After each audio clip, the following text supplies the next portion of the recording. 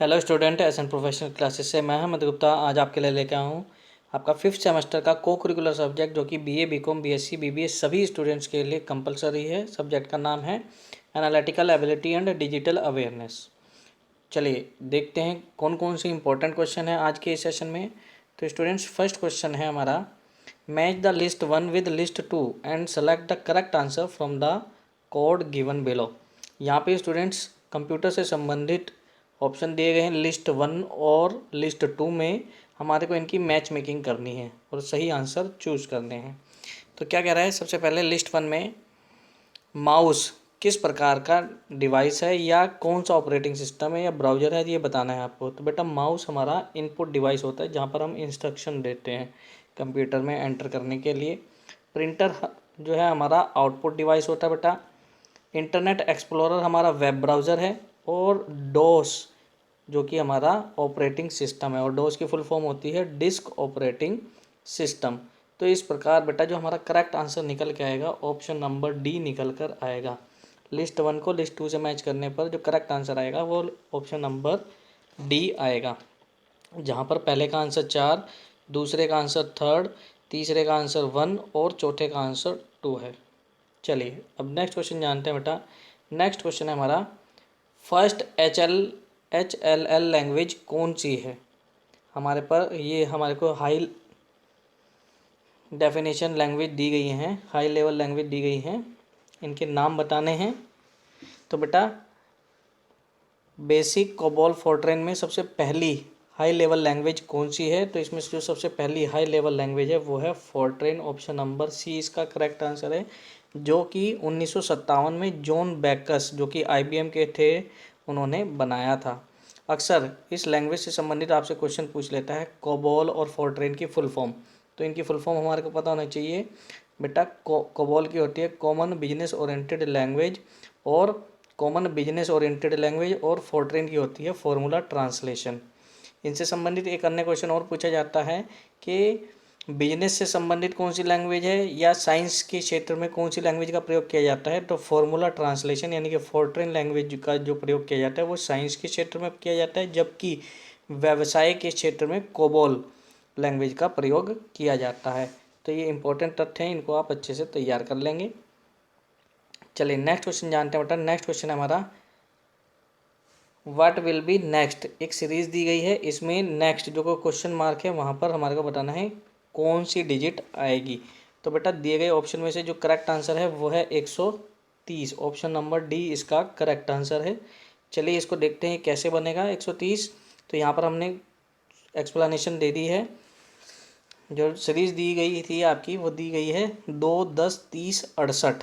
इसको ट्रैक करेंगे तो ये कैसे कैलकुलेट होकर आ रहा है, एक की क्यूब करेंगे और उसमें एक जोड़ देंगे। ऐसे ही 2, 3, 4 की क्यूब करेंगे और उसमें एक एक डिजिट बढ़ा करके ऐड करते चलेंगे। तो नेक्स्ट डिजिट क्या आ जाएगी, 5 की क्यूब प्लस 5 करेंगे तो आपका आंसर आ जाएगा 130।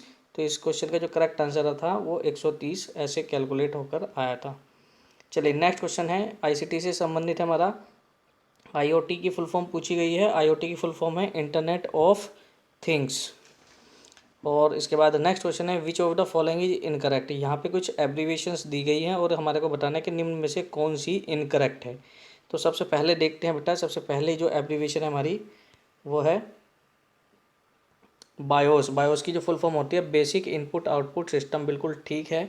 नेक्स्ट है CMOS, complementary metal oxide semiconductor, यह भी बिल्कुल ठीक एब्रीविएशन है, हमारे को बतानी है इनकरेक्ट वाली। नेक्स्ट देखते हैं, नेक्स्ट है CD-ROM जिसकी फुल फॉर्म है compact disc read only memory, यह भी बिल्कुल ठीक एब्रीविएशन है। DVD की फुल फॉर्म है डिजिटल वर्सेटाइल डिस्क या डिजिटल वीडियो डिस्क, दोनों ही ठीक होती हैं तो यह भी ठीक है।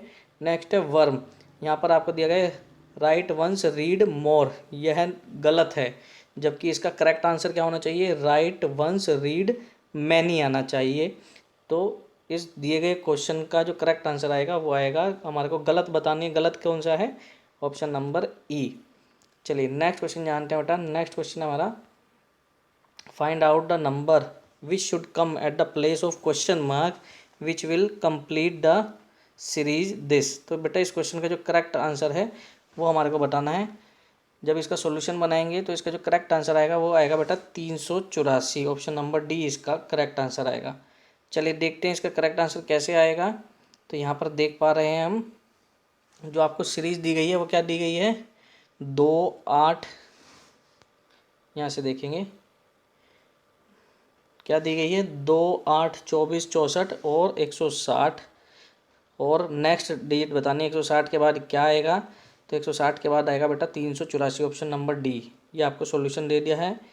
1 × 2⁻1, ऐसे ही 2 × 2⁻2 कंटिन्यू करेंगे तो आपका आंसर आ जाएगा 384।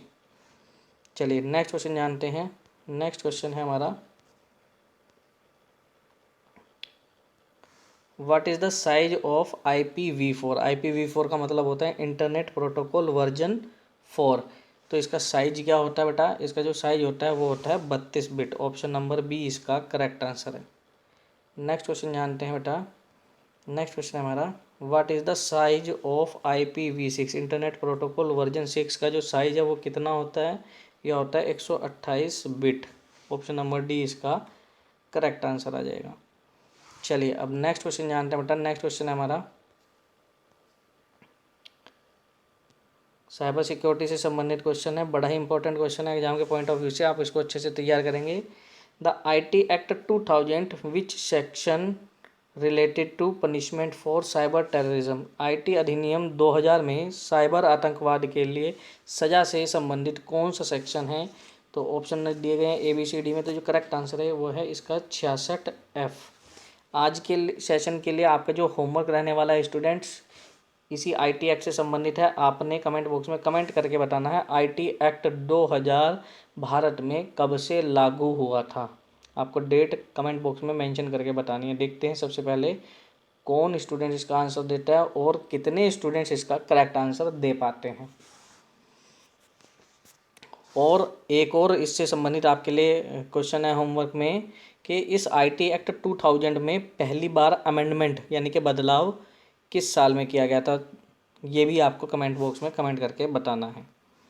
चलिए नेक्स्ट क्वेश्चन है बेटा, MRAM is a type of dash memory. MRAM किस प्रकार की मेमोरी का प्रकार है, वोलेटाइल या नॉन वोलेटाइल। तो बेटा ध्यान रखेंगे, रैम जो है रैंडम एक्सेस मेमोरी वो होता है हमारा वोलेटाइल मेमोरी का, जबकि MRAM स्पेशली आपको ध्यान रखना है, M लगा हुआ है उससे पहले, तो MRAM है ये नॉन वोलेटाइल मेमोरी का उदाहरण होगा। ध्यान रखेंगे ऑप्शन नंबर बी।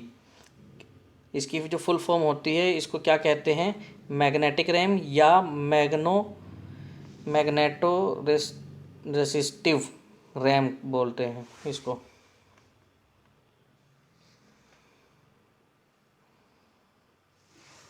और वोलेटाइल का मतलब होता है कि इलेक्ट्रिसिटी सप्लाई जाने पर इसमें सेव डेटा समाप्त हो जाता है। और नॉन वोलेटाइल का मतलब है इलेक्ट्रिसिटी सप्लाई जब बंद कर दी जाती है कंप्यूटर में तो उसके अंदर जो डेटा है वो स्थिर रहता है, वो समाप्त नहीं होता। जब कंप्यूटर को दोबारा चलाया जाता है तो उसको बोलते हैं नॉन वोलेटाइल।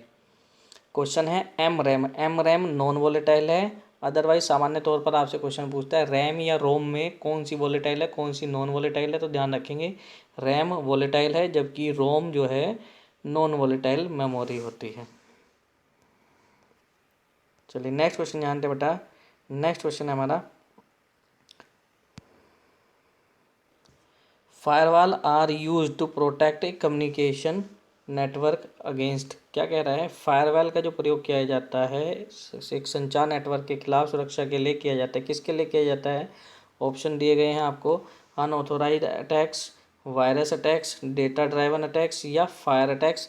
तो बेटा ध्यान रखेंगे जो फायरवॉल है वो हमारे नेटवर्क में अनऑथोराइज्ड एक्सेस को रोकने के लिए लगाया जाता है, अनऑथोराइज्ड अटैक्स को रोकने के लिए लगाया जाता है। और फायरवॉल जो है हार्डवेयर और सॉफ्टवेयर का कॉम्बिनेशन होता है बेटा।